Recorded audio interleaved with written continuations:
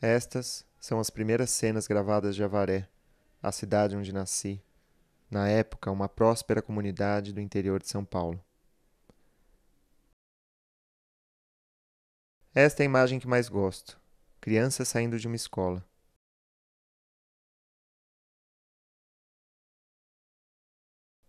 O registro não acompanha a vida de cada uma das crianças, de suas famílias, de seus destinos, para onde vão, quais tiveram muitos filhos, quem descobriu uma cura, quais morreram cedo demais, como chegaram até nós, que histórias não puderam contar, mas que persistem nos traços de seus filhos.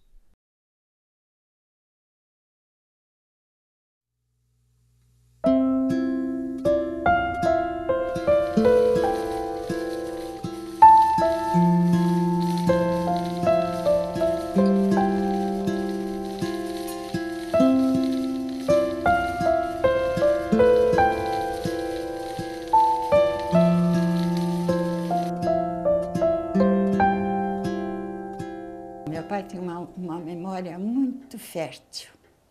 Ele lia muito. Ele gostava de ler, não sei se você conhece, aquelas histórias do rei de França, dos paladinos. Ele lia que só vendo. Então, a gente tinha uma sala enorme e a mesa cabia 10 pessoas sentadas. E meu pai pegava a ponta da mesa e sempre as pessoas que moravam perto, muitos não sabiam ler. Então, meu pai sabia ler, então eles iam em volta do meu pai, depois da janta. A janta era por volta das 5h30, 5h30, quando já começava a cair a tarde. Então, terminava a janta, então vinham as pessoas da vizinhança e chegando. Então, tinha um barranco assim, perto da nossa casa.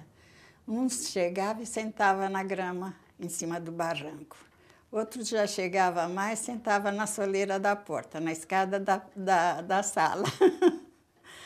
E quando não cabia mais gente aí, meu pai falava, entra, entra.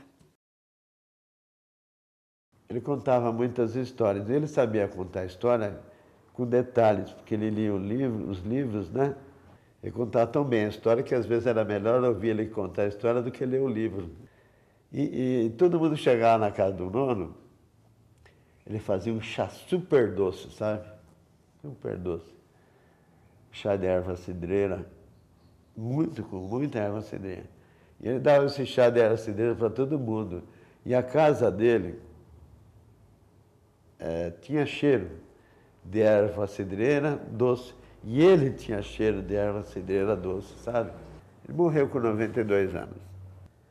Eu já tinha casado e tudo, e pegava o trem da Central e ia estudando no trem da Central. Mas no meio desse estudo do trem da Central,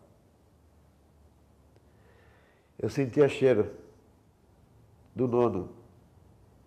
E ficava conversando com o nono, mentalmente. Mas eu acho e creio realmente que era o espírito do meu avô que todo dia me acompanhava no trem da Central.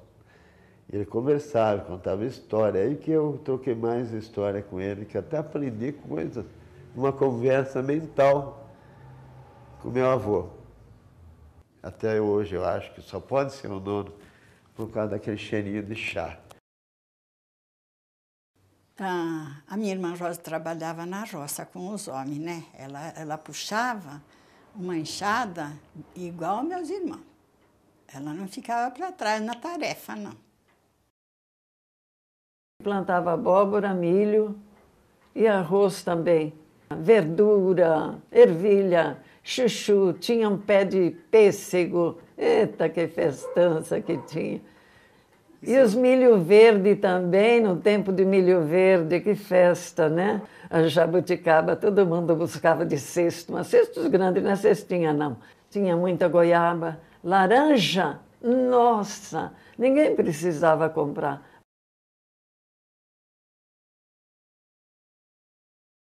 Maria sempre foi quietinha. Ela sempre foi quietinha. Ela não era de falar alto, ela não era de gritar. A gente brincava de fazer comidinha, né? Eu sempre quietinha, ficava horas e horas fazendo comidinha na sombra de uma árvore, de uma mangueira que era perto de casa. Assim, é gostoso, né? No tempo do calor, uma delícia. A gente nem sabia quantas horas ficava lá, acho que ficava muitas. Só chamava para comer, né?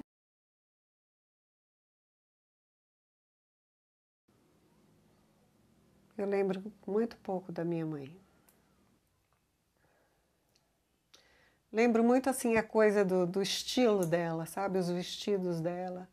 Sempre eram umas estampinhas florais, assim, delicadas, muito simples, tudo muito liso. Minha mãe sempre foi muito básica, né? Sempre com a unhinha pintadinha, mesmo sendo pobre, né? Ah, o marido da Maria. O marido da Maria não teve, sei lá, eu não acho. Eu não acho que ele teve uma vida muito feliz, mas cada um tem o que tem, né? Ixi, tem um nome, eu esqueci. Que a gente não comenta, nem fala no nome, né? Você vai esperar eu lembrar, porque eu não lembro agora. Valdemar. Chama Valdemar. Ele nunca deu um presente para um filho, nunca deu um filho para passear, nunca deu um presentinho para agradar um filho, não. Nem para mim um espada de chinelo nunca me deu. Então, eu vivia com ele porque eu casei com ele, né? Não podia separar. Eu lembro tão pouco do meu pai. Esses são flashes, né? Eu via muito pouco meu pai. E numa dessas raríssimas ocasiões, em que ele me deu, inclusive, um pouquinho mais de atenção, eu fui com ele num bar. E nesse dia ele me comprou um saquinho de jujuba. Nossa! E nós viemos andando, né? E eu lembro, olha, isso foi tão forte para mim, tão raro, que eu ia prestando atenção nele, no timbre de voz dele, que eu reparava que ele andava com os pés assim bem abertos, sabe? Com o Charlie Chaplin.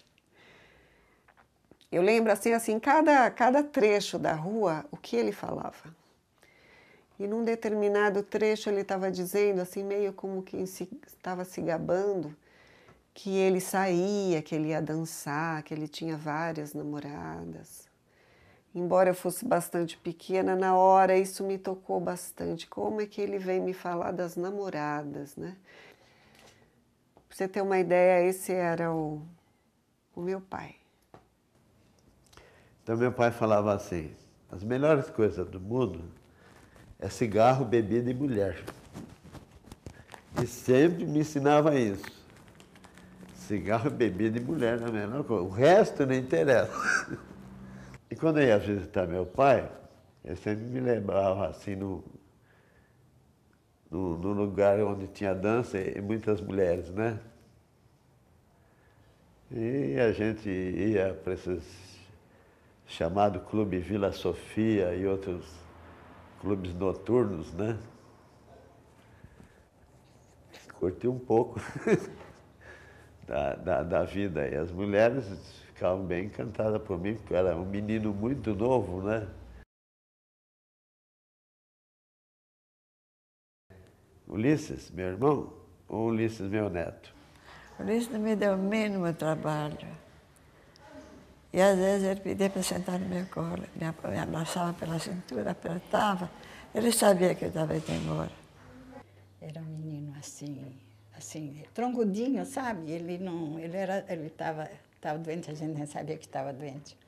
Ele tinha os olhos enormes e vivos. Com 8 meses ele já andava, já falava com perfeição, não fazia cocô mais na fralda, essas coisas. Hoje em dia as crianças estão com 2 anos e ainda estão usando fralda, né? Mas foi embora. Ele pegou uma doença sem cura. E o médico dele falou, não posso explicar. Ele só falou, não tem cura. Eu me lembro dele naquela mesa, né? No caixãozinho. E eu olhava para ele e tinha uma sensação estranha, porque ele parecia um boneco de cera. e alguém me levantou, me suspendeu para que eu desse um beijo nele, né? Para que me despedisse. E eu lembro que ele tinha olheiras assim profundas, né? Ele teve leucemia e eu acho que a sala, né, estava muito cheia de gente. E aí o chão cedeu. E o chão cedeu e começou, né, aquela coisa meio se mexendo e todo mundo correndo, um saindo pela janela, outro gritaria, tal. Esse foi o enterro do Ulisses.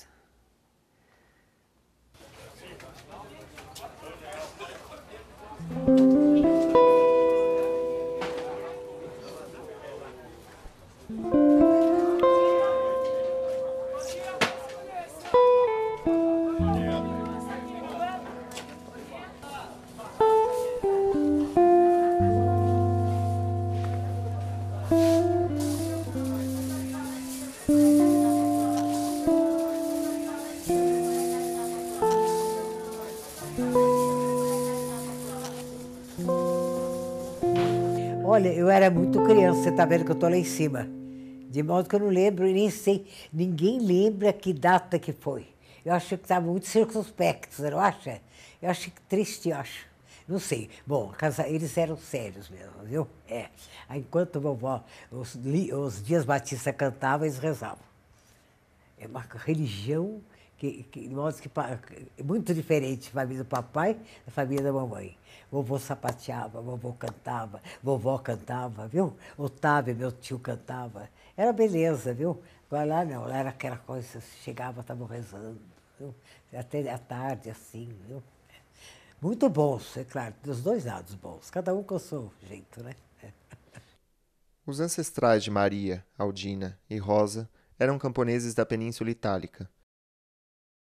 Reza uma lenda, disseminada pelos parentes, que há centenas de anos o senhor feudal convocou todos os seus súditos para defendê-lo em uma feroz batalha contra oponentes vizinhos.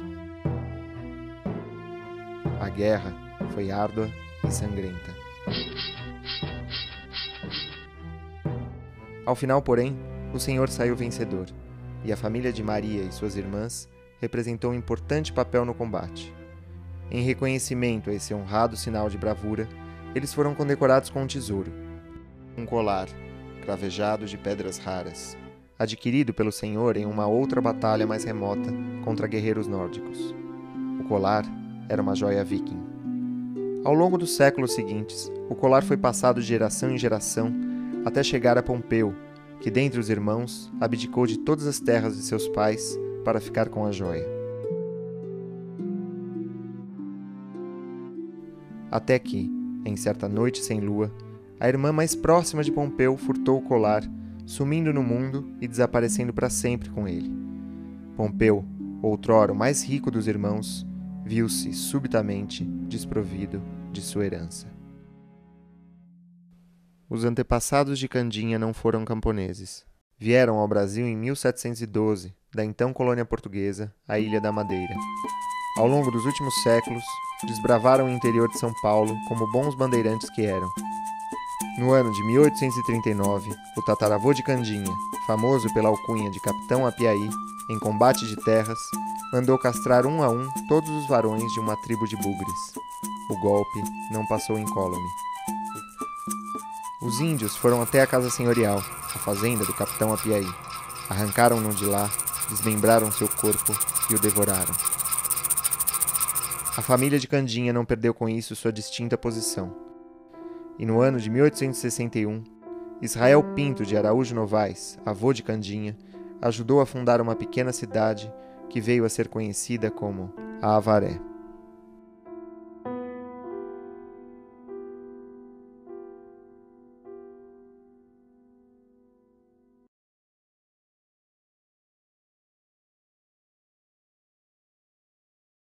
Todos já faleceram, meus namorados. Bom, professor de latim, que foi meu namorado, Namorei tempo, fiquei noiva, mas meu marido sempre atrás, sempre procurando o Lima. Não era um homem bonito, nada, mas eu achei que qualquer coisa me atraía muito. Chegou um casal de Itapetininga e Avaré, muito amigo nosso. E eu noiva já há tempo, já vários meses, né? Já era noiva. E disse, vamos para Itapetininga, Candinha. Falei, vamos. Nem fui com eles, viu? Nem avisei nada. E o Lima soube. Foi atrás, que foi meu marido, né? E houve um baile. E eu fui ao baile, dancei o tempo todo com ele. Depois até tinha uns rapazes lá, fizeram a serenata para mim, lá em Itapetininga, sabe? Porque tudo tem seu tempo, né?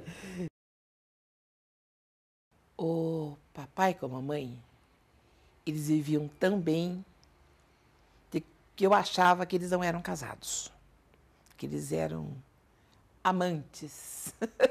Quando surgiu essa palavra, porque eu não via nenhum casal se beijar na boca. Nenhuma mulher, nenhuma esposa se arrumar toda para esperar o marido. E desde Marília, eu via minha mãe se embonecar para o meu pai. Eu acho que o papai e a mamãe eles foram tão unidos que uma época, eu não sei se tinha muita importância a gente na vida dos dois. Entre meu pai e minha mãe, eu tinha mais afinidade assim, com a minha mãe. Eu me lembro muito eu ajudando nos afazeres domésticos em casa, né, com a minha mãe, né? Mas eu tinha mais afinidade com meu pai, bem mais. Eu chamava o papai de Liminha, né? A gente brigava muito com ele por causa desse cigarro aí, né, que fazia muito mal para ele, né? Mas o prazer não adianta, né? O prazer do meu pai era uma caipirinha assim, no botequinho assim, né? Uma batidinha. Ele tomava uma, já vinha alegríssimo, alegríssimo, né? Olha, foi meio difícil para mim, viu? Porque eu não fazia nada da vida, nunca tinha feito nada, né? Tem que tomar conta de casa, com filho, de repente. Também era mocinha, né? Mas deu certo. Ele foi meu marido. Naturalmente, era um homem pobre, né? Que eu modéstia à parte, eu lutei bastante, viu? Lutei bastante. Ele reconheceu. Quando estava morrendo, ele disse, se não fosse eu, a vida teria sido.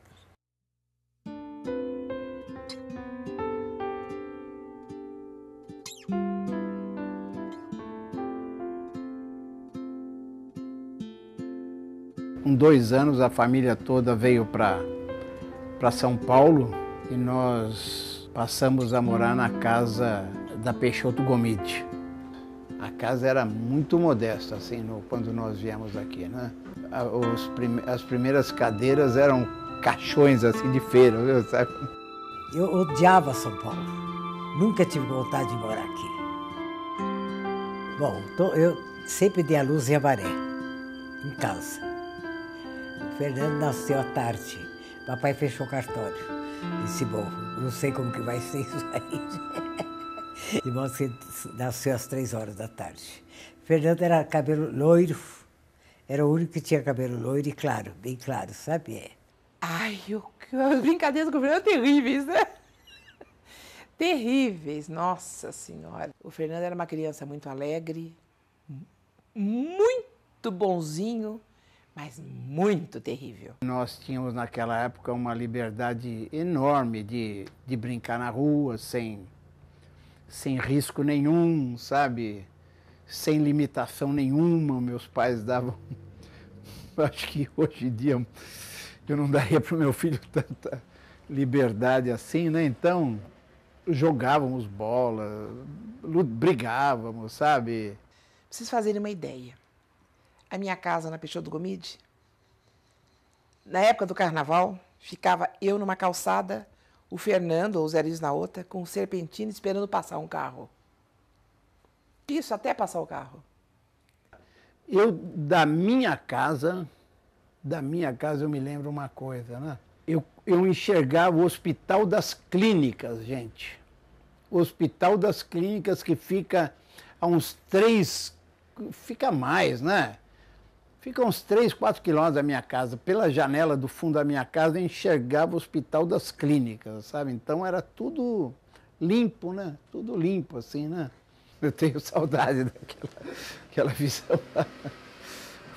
Dava uma impressão de liberdade, assim, né? Pô, hoje você está sempre cercado, né? Você não enxerga o céu, né? Mas a gente sempre, nas férias escolares, né, não víamos a hora de voltarmos para Avaré, né? Avaré é a terra onde eu nasci, né? Avaré era a minha paixão. Meu avô, a minha avó e a tia Marinês eram as coisas mais importantes da minha vida. Acho que naquela época eu tinha uma vontade, tanto que era mãe Judite e pai Juca. 7 horas de trem era uma beleza, né? Então... O trem era carvão, sabe? Não era elétrico, nada. A gente chegava imundo, e ainda mais com criança, né? Criança pisava no chão, pisava no colo. Né? Também era uma diversão a viagem, né? Andávamos os vagões para lá, para cá, né? Mas adorava ir para Avaré, a casa do avô, e principalmente do avô.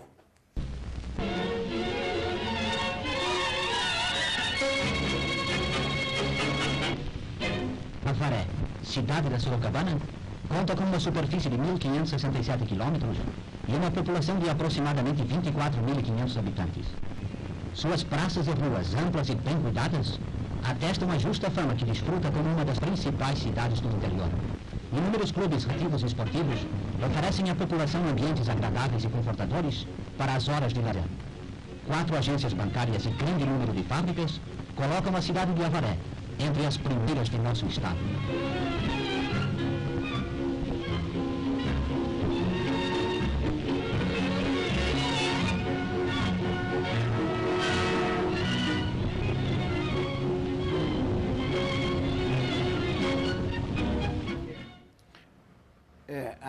A casa que quando eu ia para Avaré, ficava era na casa dos meus avós. É uma casa de esquina, já dando para a calçada. Do lado esquerdo da casa, um jardim que seria, acho que a metragem desse apartamento, ou maior talvez. Com canteiros, amor perfeito, gruta, bancos. Era a coisa mais linda do mundo, não precisava nem sair de casa para brincar. O jardim estava ali. Tinha porão a casa. Nos fundos da casa tinha uma parte cimentada, a outra parte tinha um forno que todos os dias assava, queimava o café, né? Como é que fala? Assa o café mesmo. Fazia biscoito de polvilho, já tinha lugar para guardar sacas de café. Depois subia um pouquinho, tinha um galinheiro, passando o forno assim, tinha um galinheiro. Do outro lado tinha o pomar. Minha avó era uma senhora muito gorda, né? E lembro da minha avó ouvindo as conversas do cartório na fresta da porta, assim, que liga a casa ao cartório, né? Tinha uma comunicação. A minha avó era uma curiosa lá que ficava, né? A avó Judite de manhã soltava os cabelos e tocava piano, porque é a única hora que ela soltava os cabelos. Então a vovó sentada.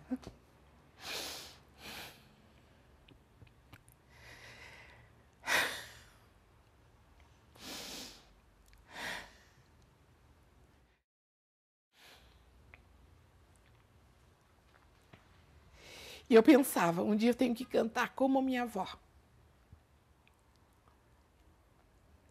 Quando eu vim para São Paulo, era uma tristeza, né? Cada vez que o trem fazia manobra, dava uma ré, falava, tá voltando. E cada vez que o papai saía de Avaré, o vovô Juca falava, abraça forte que você fica. Eu abraçava ele, o trem estava na hora de saída, e minha mala já estava no trem. 2 ou 3 vezes eu me lembro de ir buscar minha mala que tinha vindo. E o vovô Juca falava, aperta meu pescoço que você não vai embora. Isso foi uma coisa deliciosa na minha vida, né? Avaré, a progressista cidade paulista da média sorocabana, apresta-se para comemorar o seu primeiro centenário de fundação. E este documentário dá razão aos avarenses quando asseveram ser o seu município o que oferece maiores perspectivas de desenvolvimento no estado.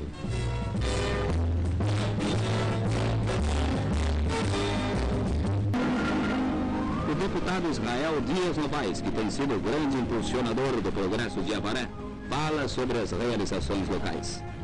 A cidade que atinge os primeiros 100 anos é das mais formosas do interior. Depois de algum tempo, esse meu avô morreu, né? Esse meu avô morreu quando eu tinha 8 anos de idade, né? Papai morreu com 58 anos. Do sono passou para a morte, né? De modo que... E à noite, eu estava com a Lima e as crianças, mamãe não dormiu na cama dela. Eu e o Lima dormimos lá. Papai tinha mania de tamborilar. Quando eu acabei de deitar, começou a tamborilar do meu lado. Eu e o Lima acordados. Íamos rezar. Daí a pouco caiu bandeja na sala. E passos. O Lima disse que eu fiquei branca. Fomos dormir com as crianças.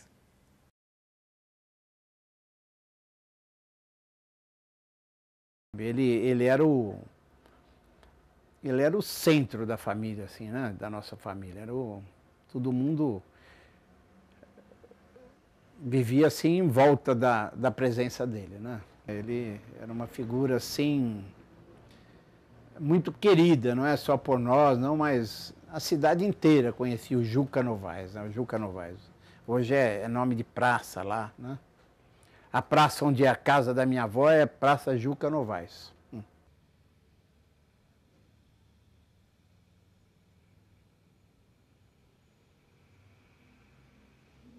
Os Novaes tinham muito poder lá naquela época. Mas a cidade foi crescendo, né?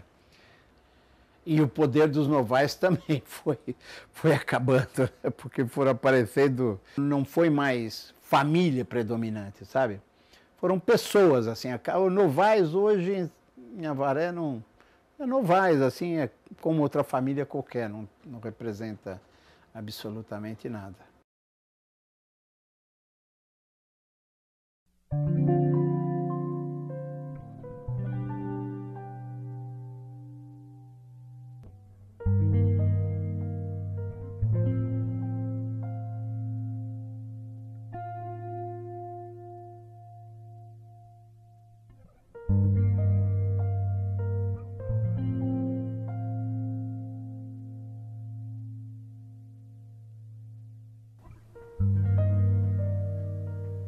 Nossa, que dor que não passa. Essa aí não passa. Aí.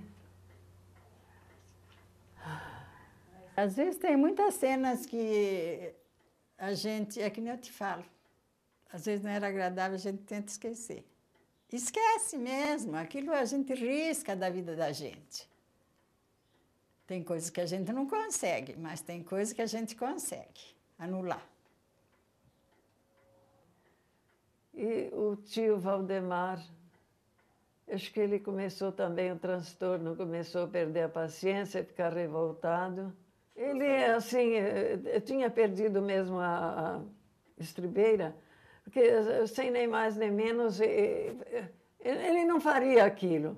Mas ele avançou na avó Maria, que ia enforcar ela, né?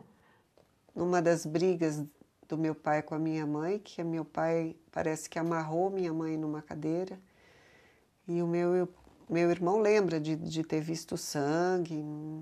Ele era mais velho, né? Justamente nessa época, minha mãe tinha que levar meu irmão no hospital todos os dias para fazer transfusão de sangue. E grávida, ainda por cima ela quebrou a perna. E ainda por cima aconteceu que meu pai nos deixou bem nessa fase. Aí um belo dia minha mãe pediu que eu fosse pedir alimento, dinheiro, sei lá o quê, na rua. E eu era bastante nova, porque eu nem tinha assim... Eu não costumava andar pelas ruas, o meu ambiente era ali, restrito àquela rua. E batia nas casas e pedia. E de um modo geral as pessoas, não, são muito secas, né? E eu comecei a ir por caminhos que eu Então, tinha muito medo de me perder, né? Estava escurecendo, já meio que era a hora das crianças saírem da escola. E eu vi que eu não estava conseguindo nada. Mas eu sei que eu cheguei em casa e me atirei na cama e chorei, né? E a minha mãe perguntou por que eu estava chorando. Eu não sabia por que eu estava chorando.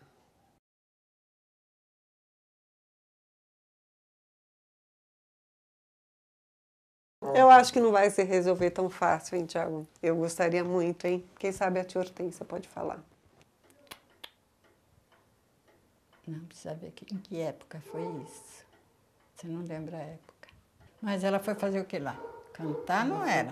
Não, e na rádio, no programa de televisão?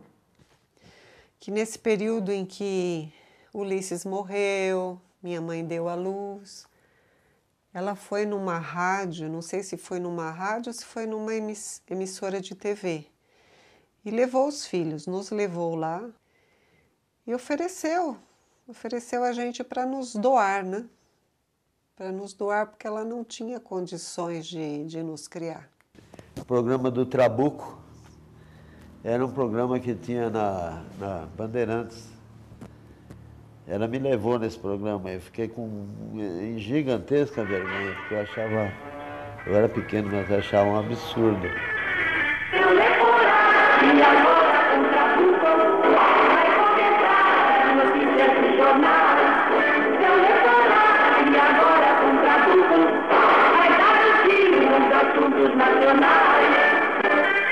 Senhoras e senhores amigos da Bandeirantes, muito bom dia. Estamos iniciando neste instante o Trabuco, edição de 15 de abril de 1978, sábado. Hoje em dia eu entendo que isso é sensacionalismo, né? Naquele tempo eu não entendia. Que entrevistavam gente com problemas e tal, eles contavam, eles pediam ajuda para essa pessoa, pela televisão, e obviamente algum ouvinte ou espectador mandava alguma ajuda, né? Então isso foi o que a minha mãe fez quando se separou do meu pai. E com essa separação aconteceu a divisão da família, assim, do meu lar. Por volta de 6 anos eu deixei de morar com a minha mãe. E aí a gente ficou assim meio à deriva, uma hora com um, outra hora com o outro. Fui a princípio para casa da minha tia Iracema, depois para casa da minha tia Maria, depois para a pensão da dona Brasília, em Santo Amaro, em São Paulo. Morei com a tia Flora, morei com a tia Maria, morei com a tia Dora, morei com a tia Iracema a maior parte do tempo. Porque eu acho que as pessoas não nos pegavam de corpo e alma, as tias. Entre as minhas irmãs, talvez eu fosse mais indesejado, porque eu já era um menino mais grande, né? É que você não é a pessoa próxima daquela pessoa com quem você mora. Você não é a filha, você não é a mãe, você não é ninguém importante. Você está lá de favor. Você não tem uma cama sua, você não tem as tuas coisas, você não tem a tua rotina. Você está lá por um momento, então você nunca sabe até quando você está ali. E como eu fui morar na casa da minha tia Sema, na casa da minha tia Maria, e era sempre rejeitado num e no outro lugar, eu acredito que eu fiquei muitos anos com um problema de rejeição. E essa sensação de provisório sempre me acompanhou. Mas essa rejeição me impediu de fazer um monte de coisas, né? Eu me achava pior do que os outros, né? Vamos parar por aí por enquanto.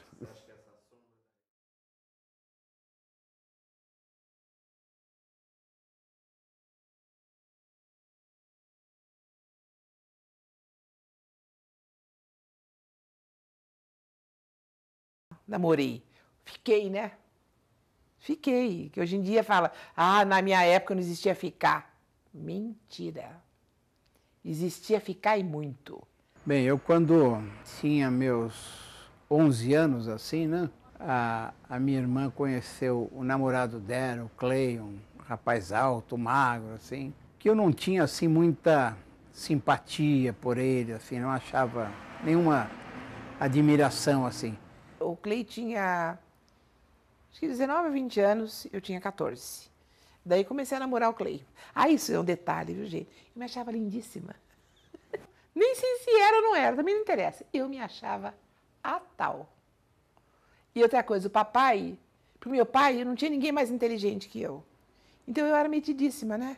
A minha irmã tinha feito a festa de debutante, né? Fizeram uma festona na minha casa, foi cantora, tinha um colosso de coisa, vestido lindo para minha irmã. Né? E de repente estourou a bomba, né? A gravidez. Que escândalo a família. Como que vai fazer isso aí? Como a Dionete grávida? Tem que casar, não tem dúvida nenhuma. Foi muito triste, né, pro meu pai. Eu fiquei mais com pena do meu pai. Da mamãe, não. Muita pena do meu pai. Daí, meu tio Lalá e o papai e a mamãe resolveram. Vai casar, acabou. O namorado aceitou na hora, assim, né? E procuraram fazer o casamento mais rápido possível. No dia do casamento, bom, o Israel ofereceu a casa para... E o Antoninho, meu primo, ouviu o pai dele, do marido, falar. O pai do noivo, né? Esse casamento não vai dar certo. Depois que eu casei, grávida, nossa! Todo mundo, a mãe ia falando que não servia. Foi um desastre. A Dionete morou um tempo com eles, foi uma coisa horrível. Mas quando eu estava para dar luz, a mamãe me deixou na maternidade, o Clay me deixou lá. Depois eu fiquei com o José Luiz. Meu irmão tinha 12 anos. E eu com dor, né? Ele com gibi, assim, lendo, deitado na outra cama. Isso é assim mesmo. Quando nascer, vai passar. O que ele entendia, aquele bostinha?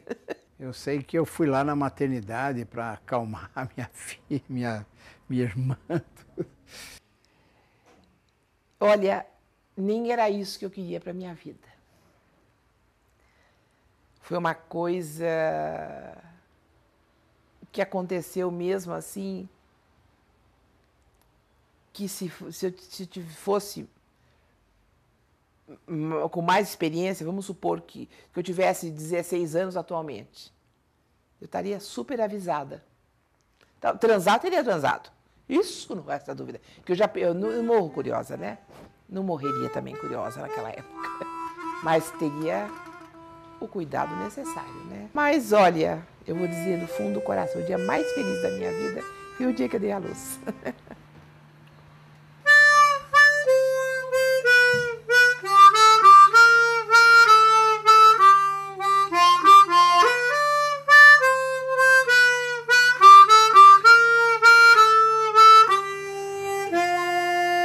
Bom, eu nasci em 5 de junho de 1957, aqui em São Paulo, na Rua Peixoto Gomide. Mais remota que eu tenho da Peixoto Gomide, da velha casinha Peixoto Gomide, onde eu morava, vamos ver. Meu berço, eu lembro do meu berço. Eu tinha acho que menos de 3 anos. Era uma família meio complicada, né? Aqui era só casa. Dava para brincar na rua? Dava. Mas tinha uma grande vantagem, tinham vilas. Não tinha essa ideia de trânsito, de excesso de trânsito, ou excesso de medos, né? Isso não tinha. Bom, daí nasceu José Aquiles. Eu fui para o meu apartamento, mas não adiantava nada porque o Clay não trabalhava. Daí eu fui morar com a mamãe, nos separamos depois de algum tempo. E aí foi a Dionete morar em casa lá. Foi morar com o Nenezinho lá. Nenezinho que foi uma alegria. Meu pai adorava ele, todo mundo adorava o Zé Aquiles. O Zé Aquiles era o máximo, assim. A Dionete ficou muito bem, ela foi sempre uma mãe dedicada, sabe? De uma forma ou de outra, essa criança, né, que foi mãe e foi minha mãe, ainda é, tinha uma insegurança em relação à minha criação, né? Então tinha uma assembleia. É certo ou é errado? Preciso perguntar para o seu avô. Bom, mas daí chegava o Zé Luiz, meu tio, seu pai. Também entrava, Fernando, passando, então formava uma assembleia. Não, isso é bom para o menino, imagina, tem... Eu acho que não, não sei. Eu era o único filho, o único neto e o único sobrinho. Bom, meu avô era muito mais do que avô, ele acabou sendo meu pai, né? Eu não tive contato com meu pai como pai, sim, como uma figura que eu encontrava. Meu avô era admirável.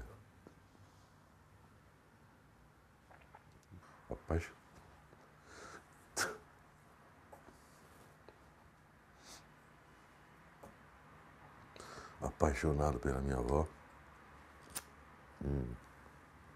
em excesso, né? Era um puta de um amigo, entendeu? A gente saía para conversar, só lembrança boa, só lembrança doce, né? Quando o papai entrou na Sorocabana, como dizia na época, entrou pela veneziana. Porque o meu tio Caio arrumou emprego para ele e a gente entrou como chefe. Meu pai era encarregado da biblioteca da Sorocabana, ele que implantou lá, ele que instalou. Quando entrei na Sorocabana, que eu tinha, deixa eu ver, foi em 50, eu tinha 18 anos. E entrar na Sorocabana, e papai, sempre eu com meu pai. O Zé Quis eu levei para a creche. Eu lembro muito da Sorocabana, né? Eu passava o dia lá na creche, né? O papai passava naqueles vãos, né? Papai falava, aqui devia ser Secretaria da Cultura. Isso aqui seria uma sala de espetáculo. Você já pensou, Dedé, um concerto assistindo aqui? Mas eu brincava em um jardim muito, muito, muito bonito, que nunca foi utilizado, né? A estação foi projetada para trabalhar de uma forma, depois eu fiquei sabendo disso, e acabou mudando, né? A Júlio Prestes foi construída para separar, né, a casta do café e com o povão que tomava trem. Mas isso nunca vingou. E nesse jardim da casta é onde eu brincava. E esse jardim hoje é a Sala São Paulo.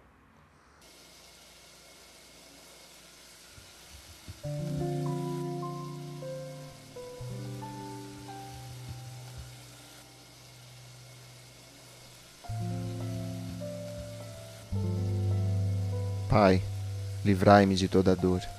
Senhor, que não me recorde dos dias desgraçados. Enterre debaixo de minha casa toda chaga, toda privação, toda perda, toda saudade.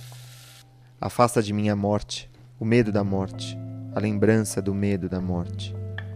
Concedei-me a dádiva do esquecimento, que os meus filhos e os filhos de meus filhos herdem tudo o que não conseguimos suportar, que detenham as chaves das portas que não pudemos abrir, que recebam como pesadelos o que tivemos de viver acordados, e que esses pesadelos não dominem as ruas, a cidade, o planeta. Ao devir, Pai, ao devir. Eu não vi mais minha mãe, não vi mais ninguém, estava na pensão. Mas nessas alturas do campeonato, eu já tinha o hábito de beber, eu já andava bêbado, eu andava, mesmo sendo novinho, um bagaço. E fiquei até com uma cabeça meio ruim, sabe? Teve uma época que eu esqueci até onde eu morava. Ele estava no centro da cidade E ele perdeu a memória. Ele deu um branco, ele não sabia nada, ele não sabia quem ele era, onde ele morava, qual era o nome dele. E apareceu minha mãe, andando no centro da cidade e chegou. E aí sim, a minha mãe pegou o meu irmão e levou ele para morar com ela.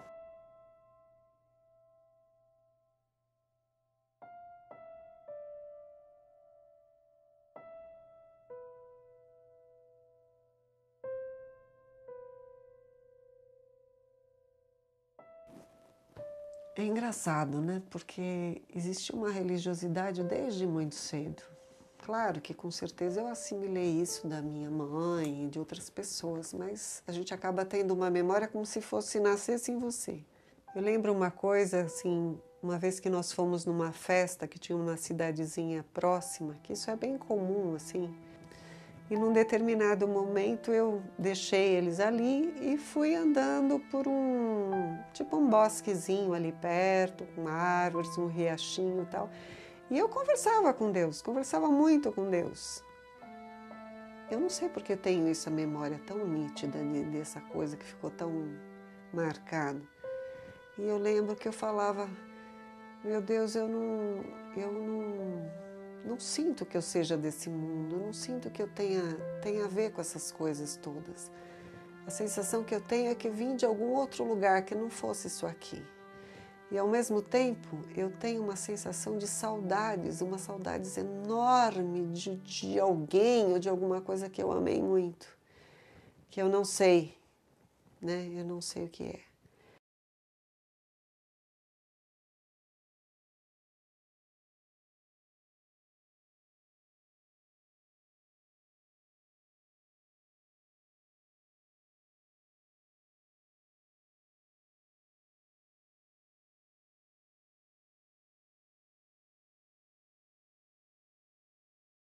Zé Luiz nunca tinha aprontado, Tiago. Foi essa fase, viu? Quando o José Luiz estava fazendo faculdade, ele é muito fechado. Mas depois, de vez em quando, escapava alguma coisa, né? Porque a família em geral nunca houve nada desses problemas, né? Então, eu atribuo a São Paulo, o ambiente, porque o interior eu acho que era diferente, né? Ai, meu Deus. Eu tinha ido para Avaré. Quando eu cheguei, eu vi um cintinho assim na guarda da minha cama. O Zé Luiz andou aprontando. O Zé Luiz tinha que estar lá, né? Ficou lá, né? O dia que aconteceu, o papai e a mamãe estavam viajando, e o Zé Luiz falou, deixei dormir aqui na Peixoto do Gomes, na minha casa, né? Um amigo meu que brigou na República, onde ele morava. Falei, não tem importância nenhuma. Depois eu fui na casa da mamãe à noite, eu vi uma mala lá, umas fitas de gravação, levantei um cinto de mulher, que falei, deve ter casal, né? Pensei, né? Papai ia chegar de viagem, eu morava na cidade, ali no viaduto, Maria Paula.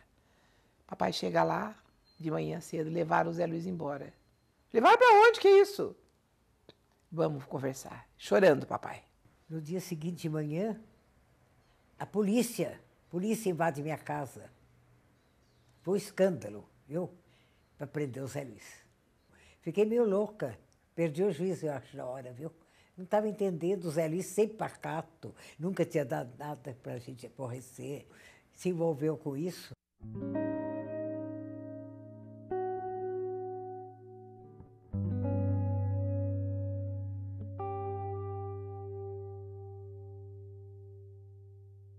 O Zé Luiz, eu olho na fotografia, eu lembro muito da figura, é uma figura muito simpática para mim. Eu lembro dele, eu olho, eu lembro. Esse cara foi meu amigo. E é pena, né, que a gente não tenha se reencontrado, assim. Não, mas aqui, né, na prisão ele tinha de bigode, já tinha. Eu me lembro dele, isso aqui é ele, a cara dele. E ele é isso para mim, né? Assim, a cara dele, assim, porque aqui é muito, a cara dele é muito do jeito, mas ele deve estar careca hoje, não? Eu estava entrando na faculdade naquela época lá, né? E uma coisa que foi muito difícil, acho que para a nossa geração, entender a dimensão. Naquele momento a gente não conseguiria ver, a gente não conseguia ver. E um belo dia a gente sabe, assim, do golpe militar, né? Era, como naquela época, uma época muito positiva de industrialização e tal, então tinha uma certa suavidade. Eu lembro de uma certa suavidade, assim, dessa época. E eu me lembro que a ditadura foi uma coisa chocante, assim. Eu nem era de esquerda nem nada, assim, mas eu lembro que era uma coisa chocante, assim, aquela interrupção, aquela coisa, assim. Então a gente estava acostumado a fugir de polícia, né? Fugia muito de polícia e participava de assembleia lá na USP, no CRUSP, lá, sabe? O AI-5 praticamente empurrou muita gente para a luta armada, pela absoluta falta de opção de vida política, cultural, com mais liberdade, certo? Não tinha. Até que chegou um momento que temos que ser mais ativos, né? Então a gente começa a se ligar à luta armada sem maiores preparos, sem maiores discussões teóricas.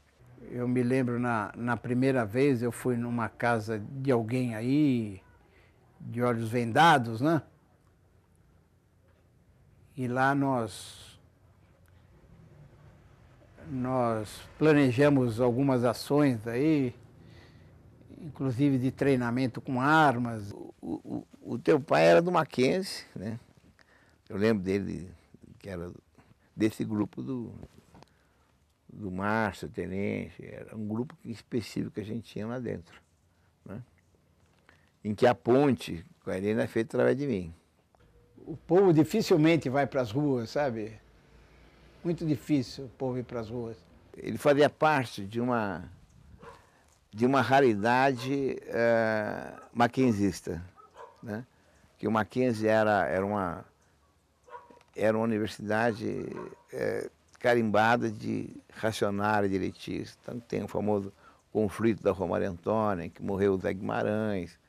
E tinha dentro do Mackenzie um grupo que enfrentava essa direita organizada. Eu não estava lutando pelo Mackenzie, eu estava lutando pro lado da filosofia, onde mais eu tinha o ambiente, né? E uma liderança expressiva lá dentro, do qual o Zé fazia parte.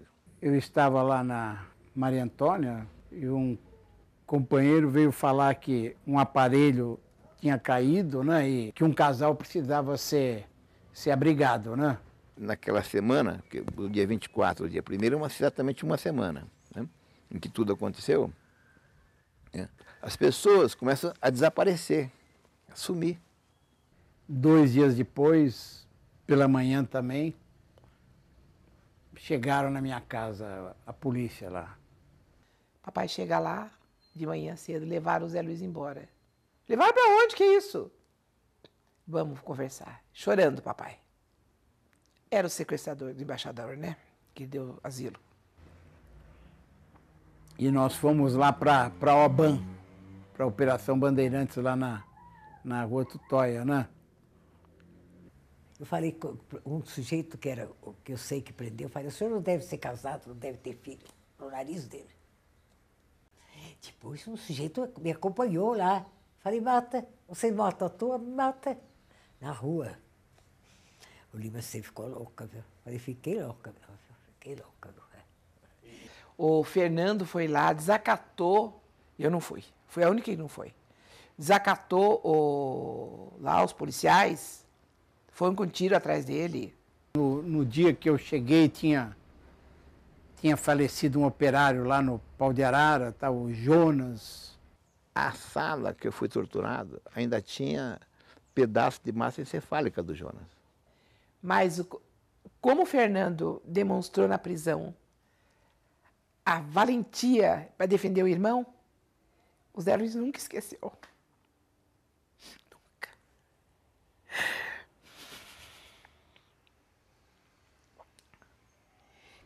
E o Fernando, quando chegou em casa, falou: nem se eu tivesse morrido aquela hora não tinha importância se soltasse meu irmão. Nem sei se um dia eu falei isso pro Zé Luiz, acho que eu nem ia aguentar falar.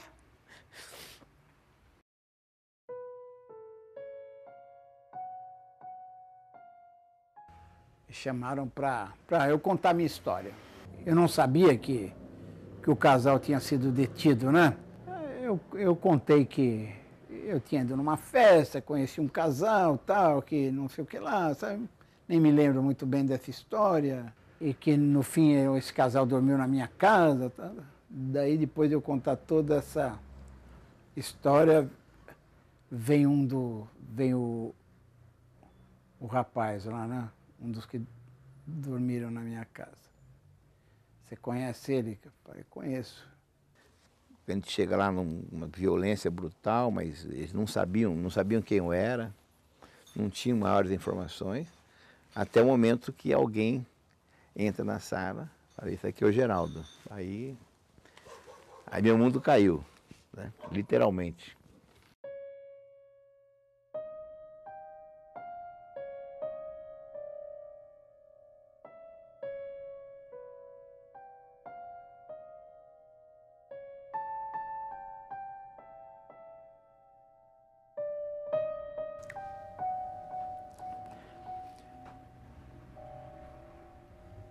A OBAN era um sofrimento, né? Era dia e noite, não tinha interrupção, né? Tinha os torturadores lá que a gente via que era um prazer, assim, para eles, sabe? Era um prazer natural, né? Não tinha constrangimento nenhum em agredir, né?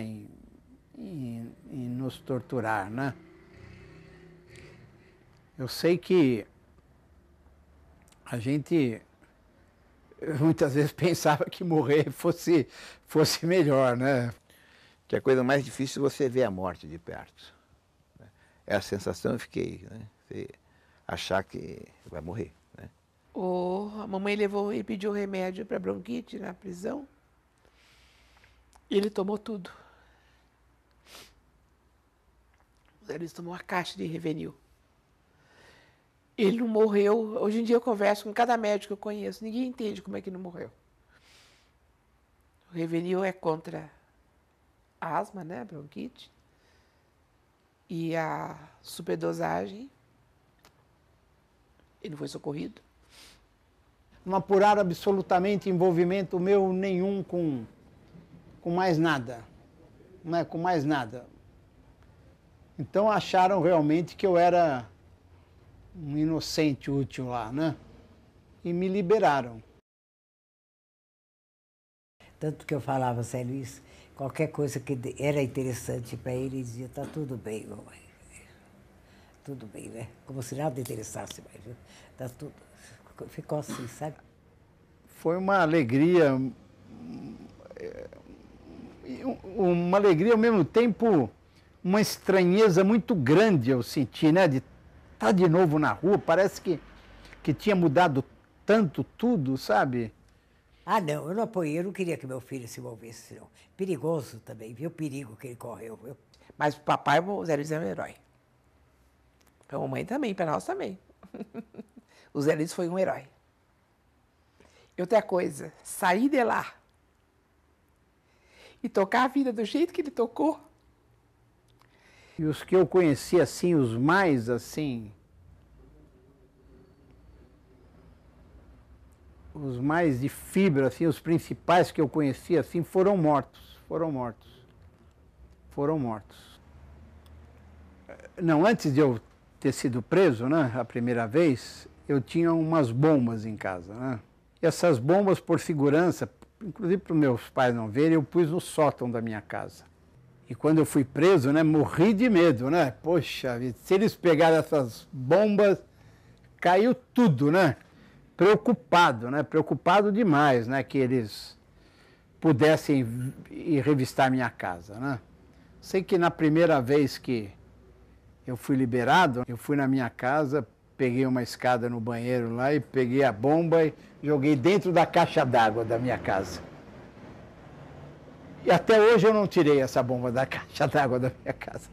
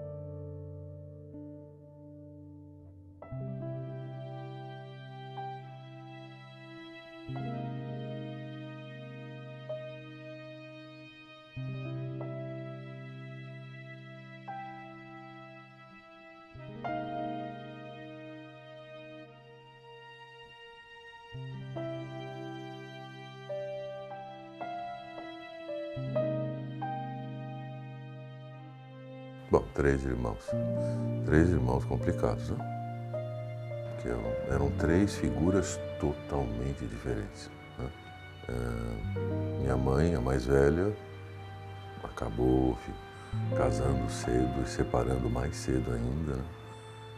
Um outro que já não estudava mais, não conseguia trabalhar, né?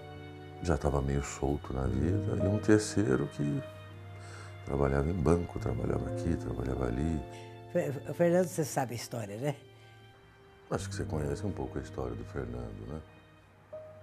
Fernando foi levado toda a vida, mas era carinhoso também, viu? Fernando deu muito trabalho mesmo. Eu falo a verdade, é falar tudo. Ele era, assim, muito carismático, sabe? Ele onde ia, ele deixava lembranças, né? Meu tio era só uma aparência de força, mas era extremamente frágil. Ele realmente era muito ativo, muito indócil, sabe? O Fernando tinha um lado que ele se destruía também, né? Ele não conseguia viver de uma forma normal, né? A gente não estava preparado para... Nunca imaginava, né, que pudesse estar ocorrendo com o irmão, com o filho aí, sabe? Começou com o vício, que foi uma tristeza. Foi a parte triste da minha vida. Mas muito cedo ele começou com droga e acho que com 14 anos. E o Fernando começou a usar maconha, né? Daí desencadeou um monte de coisa na vidinha dele. Usar droga numa época onde nem existia cocaína, né? Só existia maconha, acho que anfetamina também.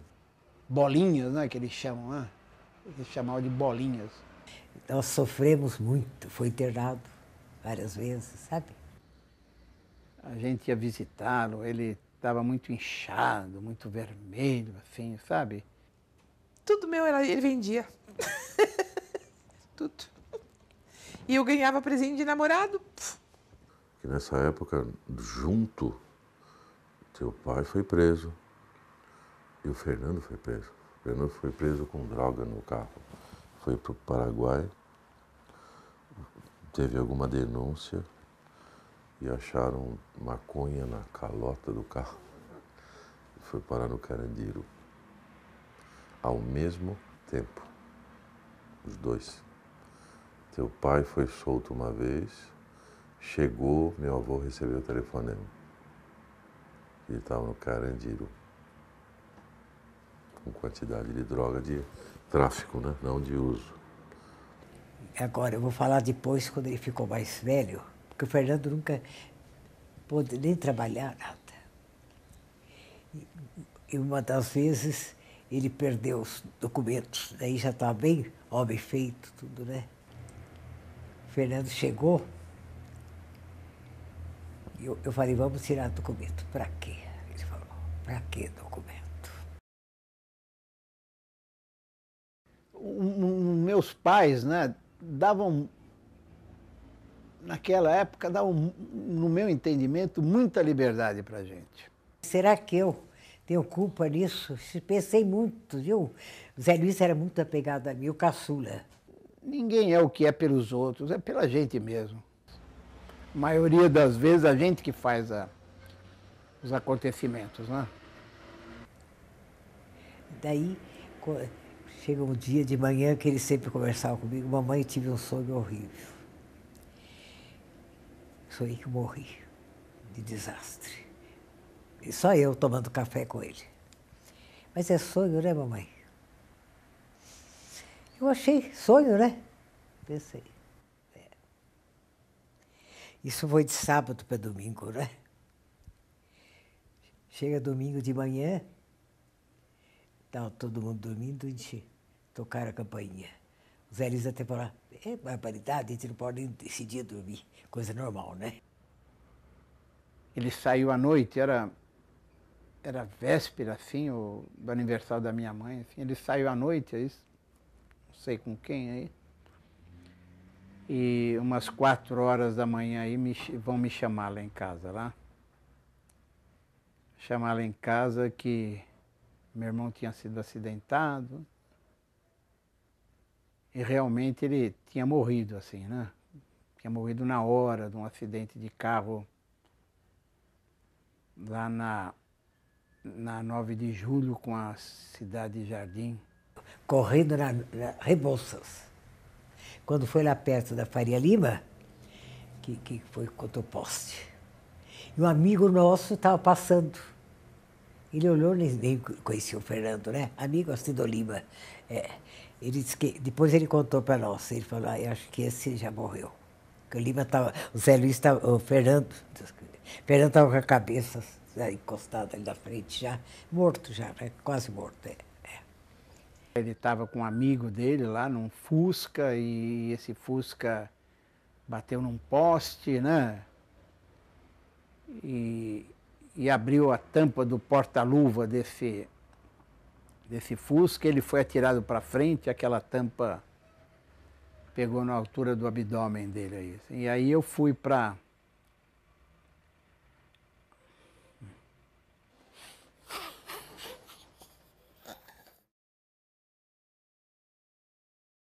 Quando o Fernando morreu,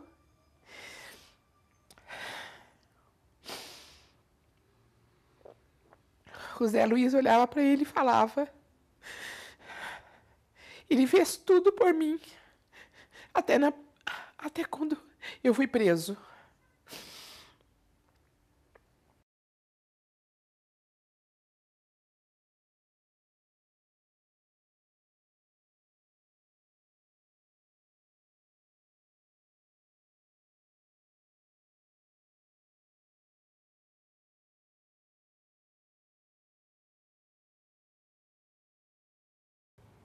A Berenice precisou vir para São Paulo. Aí a Berenice veio para minha casa, a minha mãe estava morando comigo já nesse cortiço.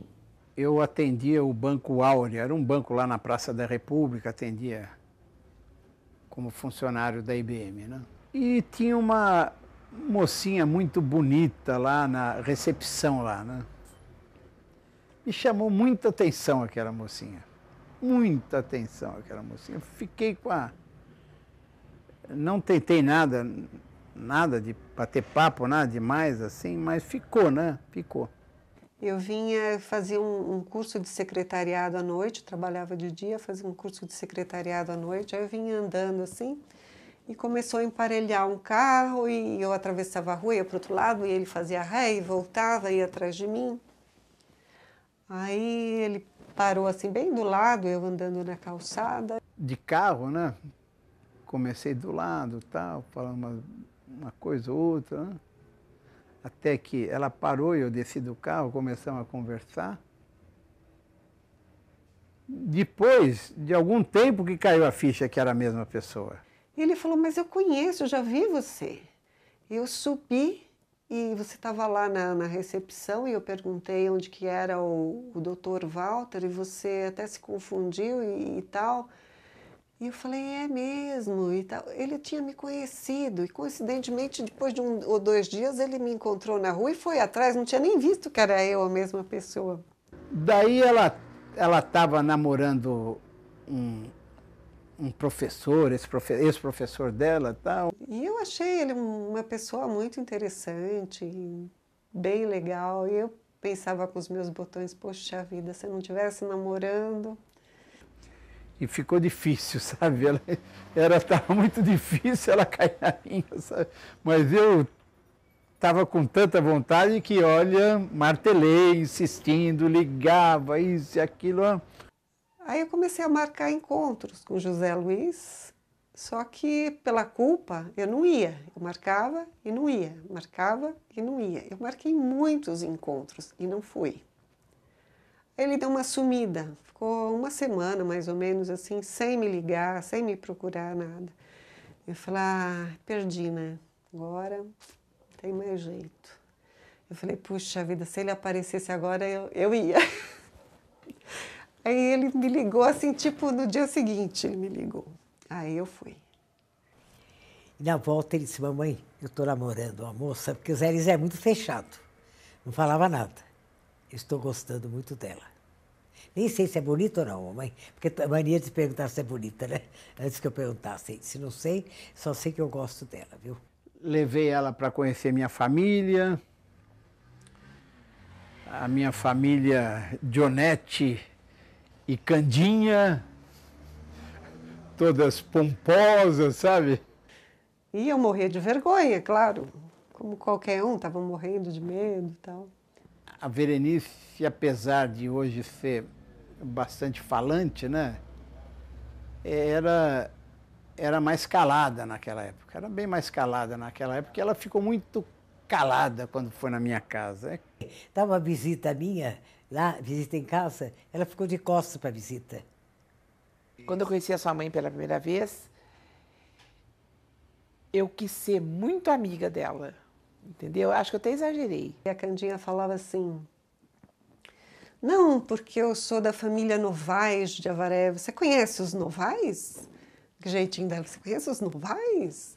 Não, eu sou irmã do deputado Israel Dias Novaes, o Paulinho, tal, não sei o quê, doutor Paulinho, e popopó, e não sei o quê. De que família você é? Eu falei, não sou de família nenhuma. Eu não entendi muito isso aí, viu? Falei, é estranha, né? Meio estranha, né? E a gente não imagina, quando a gente exagera, que as pessoas não são como a gente. O Zé Luiz Novaes sempre foi um cara simpático. E eu acho que ele é bom mesmo, de coração. O jeito dele de uma pessoa fina. Porque eu trabalhei em casa de gente fina. Um pouquinho mais de um mês nós estávamos morando juntos. Depois de um mês e meio, mais ou menos, eu já tinha descoberto que eu estava grávida, 2 meses. E no 4º mês a gente estava casando. Então foi namoro e tudo mais em 4 meses. Mas no dia do casamento, que eu tô lá, tal, casando, nervosíssima, batendo os dentes, começou a cair pétala de rosa. Eu quase tive um acesso de riso. Ia ser um vexame tão grande, o acesso de riso. Você já viu uma pessoa que no próprio casamento vai ter acesso de riso porque está caindo pétalas de rosa? Era assim, do lado do noivo tinha os parentes do meu marido, né? Então tinha a minha sogra com um vestido inteirinho de pedrarias, imponente, tinha o deputado, tinha aquele pessoal super luxuoso. E do meu lado não tinha mãe, não tinha pai.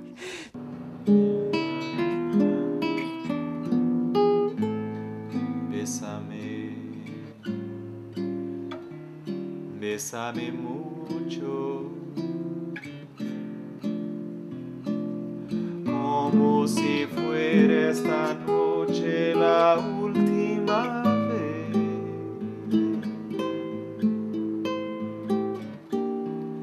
Bésame, bésame mucho, que tengo miedo en perderte después.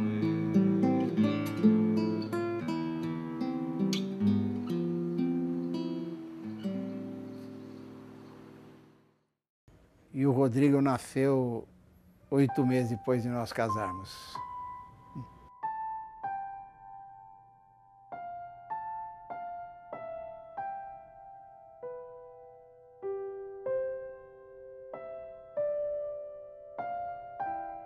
Barbaridade. Quando nasceu o Rodrigo... Acho que foi um sonho, né? Até um sonho no sentido assim, talvez em parte é como se eu estivesse brincando de boneca.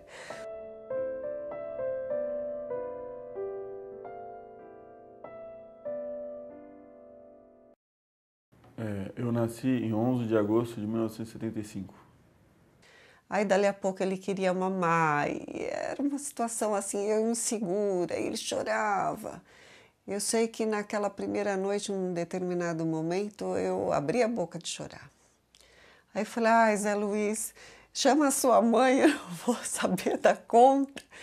Eu não sei, né, se as custas de muitas mudanças, né, as custas de mudança de colégio, várias, né, assim, né, de casa, que assim, eu não criei a gente não criou tanto vínculo com a vizinhança, né, também as custas da separação da minha mãe com meu pai, né, ocorreu mais 2 vezes, né, eu tinha uma vida mais introspectiva, né. Toda aquela dureza e repressão que eu sofri, né, muito daquilo eu acabei passando para ele, né? Os valores, querendo que ele fosse muito certinho, muitas vezes querendo que ele fosse adulto, né? Foi uma coisa para mim, né? Nossa Senhora! Mas foi uma madrinha dele, né? Com 20 dias estava a cestinho dele em casa para tomar conta. Tanto que quando ele estava no primeiro ano de grupo, no primeiro ano não, no jardim da infância, ele falou para a professora, não consigo me lembrar de que barriga que eu nasci, se foi da minha tia ou da minha mãe. A gente ia dormir na data hora, né, determinada hora, daí a nossa tia contava várias histórias, assim, de todo tipo, assim. As histórias, elas eram criativas porque elas não tinham nada a ver com nenhum livro de história, assim, né. Talvez não fossem muito lineares, assim, né? Mas era muito interessante, que era divertido, porque elas eram originais, assim, né. E você nem imaginava o que ia acontecer na história. Acho que tinha uma criatividade nas histórias. Eu achava muito legal isso, muito legal.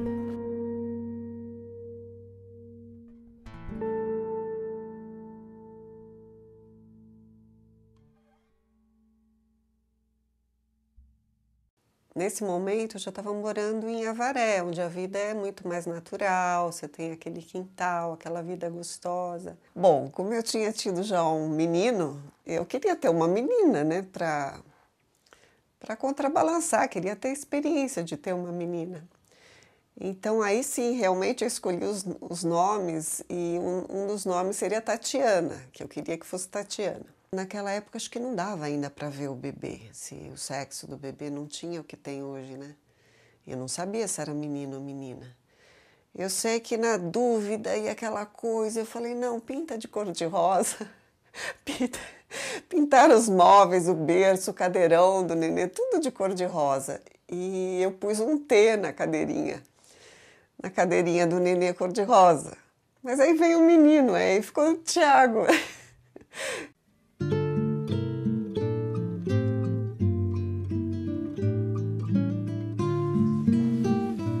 Eu nasci em 11 de abril de 1979, em Avaré. Na minha primeira lembrança, estou correndo aos tropeços, não sei se de alguém ou em direção a alguém. Lembro de todas as minhas casas. Lembro de um sonho que tive quando criança, onde um mágico fora à escola para acender laranjas. Lembro de um trepa-trepa no pátio que parecia enorme. Lembro que eu fingia que tomava banho. Lembro do meu pai assistindo hipnotizado ao telejornal. Lembro de minha mãe levando embora uns presentes que nós tínhamos ganhado. Lembro de assistir aos ensaios da festa junina de uma escola vizinha pela janela do meu quarto. Lembro dos pintinhos que ganhamos e que foram devorados por um gato no meio da noite. Lembro do futebol com meu irmão, das queimadas em Avaré com as primas, dos presentes que meus primos ganhavam. Lembro de apostar corrida com meu irmão no parque que cortava caminho para as aulas de teclado. Lembro de estar viajando com meus pais e meu irmão e por um momento enxergar as coisas de longe e descobrir que éramos a família mais feliz do mundo.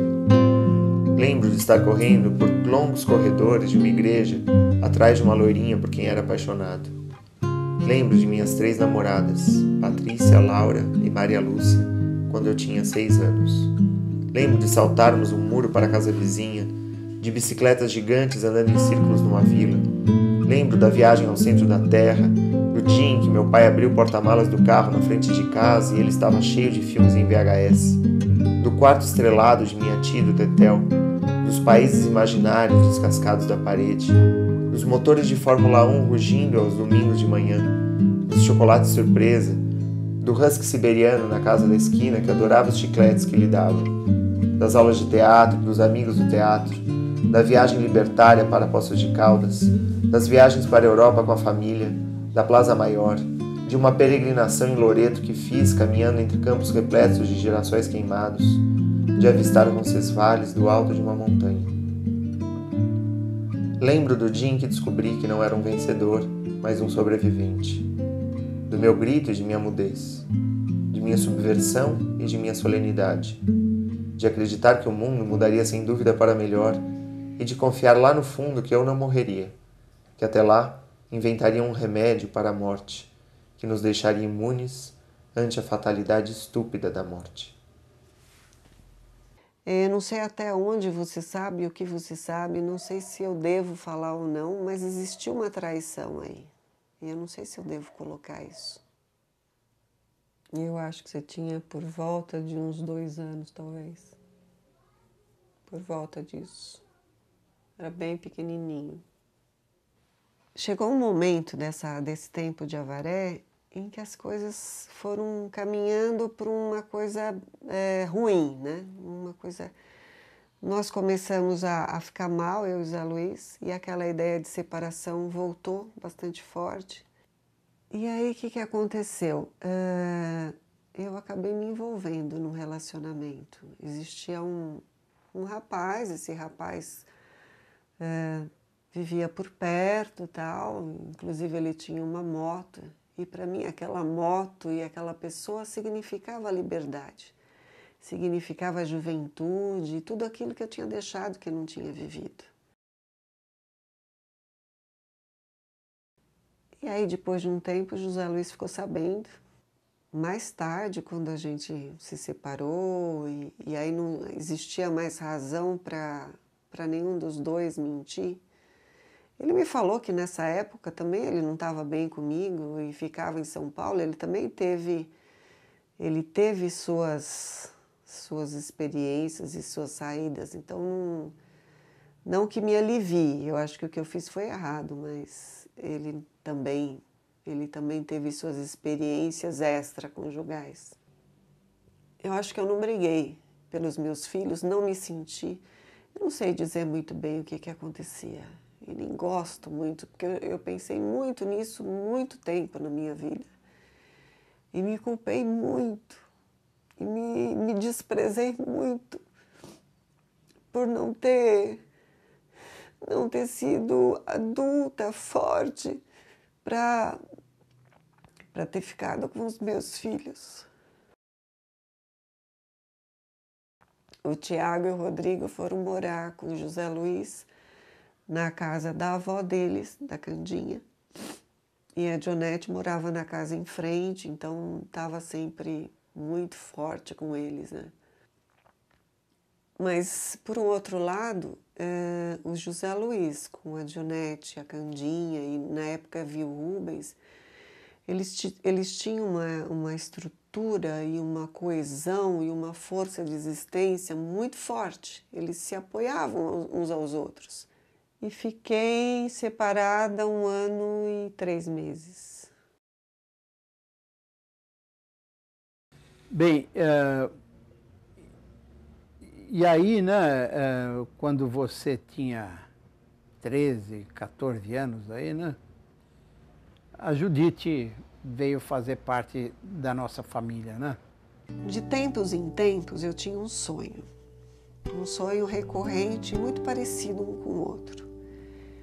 E nesses sonhos eu acordava sentindo muito amor, mas muito amor. Nesses sonhos tinha uma criança, um bebê, uma criança, e muitas vezes esse bebê, às vezes eu encontrava na rua, às vezes ele estava com fome, eu estava doente, e eu tinha aquela coisa de pegar, de cuidar, de dar comida. E eu tinha vontade de ter um outro filho. E eu queria que esse filho não viesse da minha barriga. Por quê? Um filho adotado era mais ou menos como eu. Porque eu não tinha sido propriamente uma filha. Eu era filha de ninguém. Existe o fato de eu estar no fim da minha carreira de mãe, sabendo que eu tinha falhado muito como mãe, né?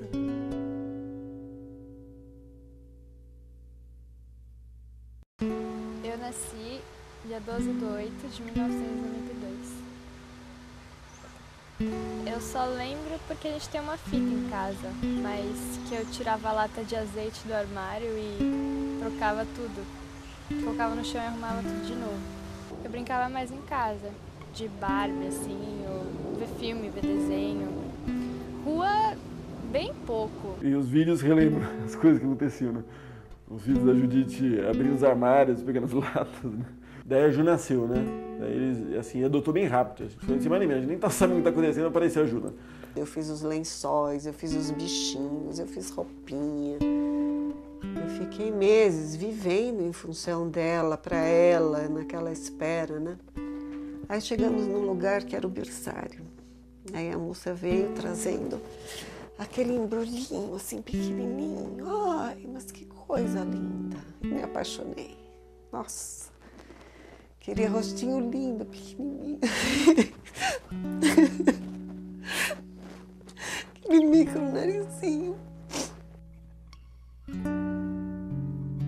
Daí minha avó chegou no fim de semana, daí meu pai falou, então, mãe, vamos subir lá, tem uma surpresa. Daí minha mãe, olha que absurdo, minha avó já tinha idade, né? Daí ela subiu, tem uma surpresa aqui, ó. A gente adotou uma criança, nossa, minha avó falou, nossa, ela sentou, meu, sabe assim, coitada. Foi um baque absurdo, né? Ninguém avisou minha avó que tinha adotado a Judite, né? E foi paixão. E foi paixão. Acho que eu fui bem criança, assim. Os meus filhos foram um espelho para mim, em muitas coisas. Eu convivo com ela de uma maneira incrível, eu acho, sabe? Nós nos relacionamos de uma maneira incrível. Família para mim é como se fosse um alicerce, assim.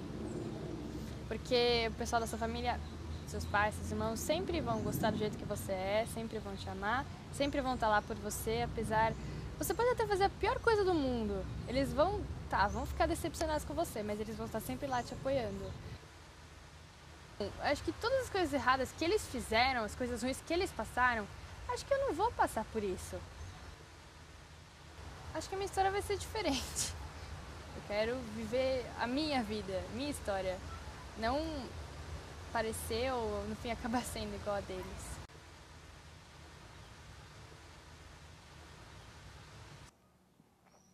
E, de certa maneira, por um tempo, ela salvou o nosso casamento.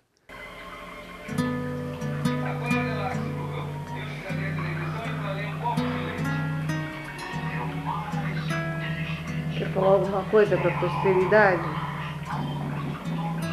Hã? Fala! Um dia eu vou ver esse filme e vou ficar com vontade, vou gostar do que você está falando. Eu te amo. Então, aí, ó, que coisa boa. Fala outra vez. Eu também te amo. Eu lembro que assim, a memória dos meus pais não era uma memória assim, dos dois juntos, né? Sempre, né? Sempre assim, eu tinha a memória da minha mãe, que a maior parte do tempo, que a gente ficou muito tempo com a minha mãe direto, né? E tinha a memória do meu pai, né? Depois de poucos anos, né, houve a minha separação, né? E tanta história, tantos anos. Eu fiquei casada há 27 anos, não é pouca coisa. Eles se separaram, eu acho, porque o amor deles acabou. Para mim a separação assim foi meio libertária, assim, sabe? Meio mudar de vida, meio eu fazer as coisas da maneira que eu quero fazer, sabe? Eu devia ter muito medo do mundo. Acho que lá no meu íntimo eu sempre tive medo da liberdade. Pra mim, no começo eu fui meio triste e tal, não sei o que, mas depois eu vi que era melhor eles se separarem pelo fato de eles pararem de brigar. Então meio que pra mim não foi ruim. Eu fiquei meio assim no começo, mas eu vi que era uma coisa boa. E não comecei a ver como se fosse uma coisa horrível. E depois, assim, o relacionamento dos meus pais ficou muito bom depois disso, né? Incrível, né? Tinha horas que o pessoal não entendia, né? Que eles já casaram, todas as pessoas que não conheciam eles, assim, né? Eu aceitei, acho que até foi melhor. Se você for ver os dois hoje, muito melhor eles separarem.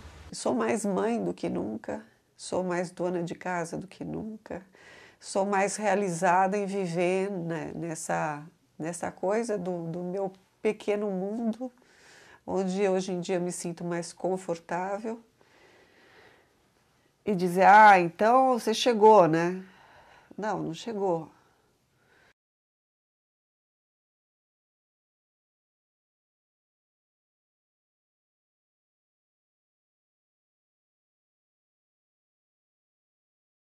A gente tinha essas regalias, tinha muita goiaba, laranja, nossa, ninguém precisava comprar. Podia chupar toda a laranja.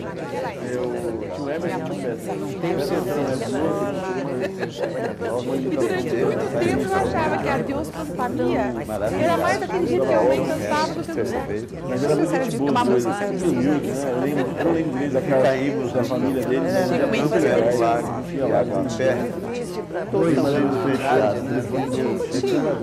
mas era muito legal. A gente passava vários empregados lá. Lá tinha muita coisa para empregar. Várias coisas interessantes. Uma barbaridade, mas somando a nossa visão de mundo, né? Uma coisa produtiva. Lá eu crescia todos na minha a Maria era minha madrinha, meu avô, a minha avó, eram as coisas mais importantes. Naquela época, tinha vontade de ser a mãe, E olha, tem muita mais coisa, mas é que a gente não lembra para encaixar, né? Mas eu não sei um momento específico que eu fiquei muito feliz, que eu achei muito especial. Os que eu mais gosto é tipo domingo, quando às vezes junta a família toda, a semana inteira você passa, sei lá, eu passo estudando, fazendo coisa, todo mundo correndo, ninguém se vê. Aí domingo todo mundo junta em casa, começa a conversar, a rir, e tipo, você vê todo mundo que você não viu uma semana. Aí todo mundo conta coisas e histórias, o que fez, o que viveu. Aí eu gosto dos domingos na minha casa. Tem que estar presente, né? Isso aí faz parte do vínculo família, né? Do tipo o clã, né? O clã primordial, né? A base de tudo, né? Assim, Tanto que às vezes aniversário de amigo eu falo domingo não. É sagrado para mim lá estar com meus netos e meu filho. É isso aí.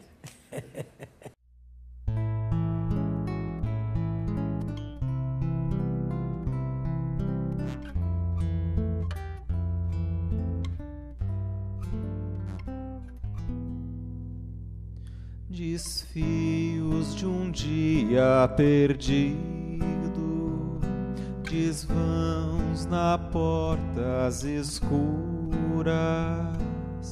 ecos pairando na escada ali, dentro aqui, assumir no esculpir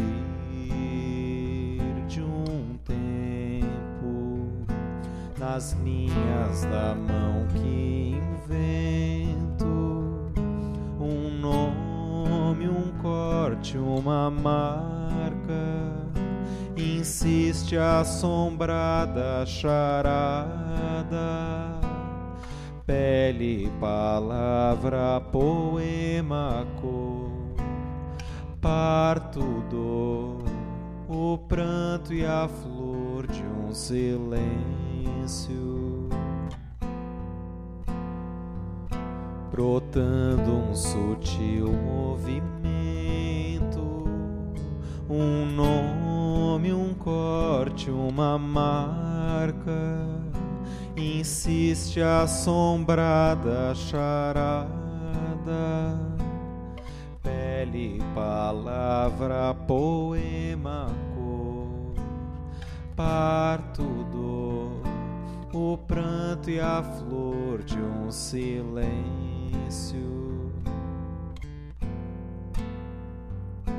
brotando um sutil movimento.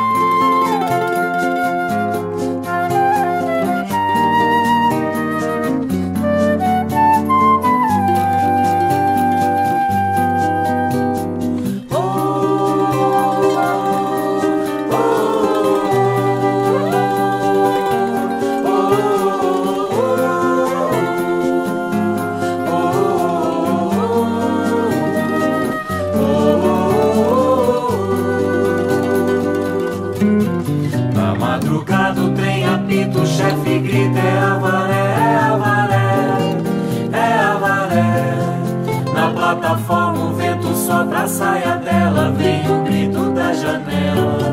Ô avaré, na madrugada o trem apita, o chefe grita, é avaré, é avaré, é avaré.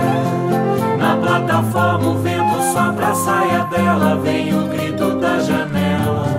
Ô avaré, na madrugada eu parti e senti dentro de mim uma saudade imensa. Vento que venta quando quer, dá mais uma sopradinha na estação de Avaré. Na madrugada o trem apita, o chefe grita, é avaré, é avaré, é avaré. Na plataforma o vento sopra a saia dela, vem o grito da janela, oh avaré. Na madrugada o trem apita, o chefe grita, é avaré, é avaré, é avaré. Na plataforma o vento sopra a saia dela, vem o grito da janela, oh avaré. Na madrugada eu parti e senti dentro de mim uma saudade imensa. Vento que venta quando quer, dá mais uma sopradinha na estação de Avaré, na estação de Avaré, na estação de Avaré, na estação de Avaré, na estação de Avaré, na estação de Avaré, na estação de Avaré, na estação de Avaré, na estação de Avaré, na estação de Avaré, na estação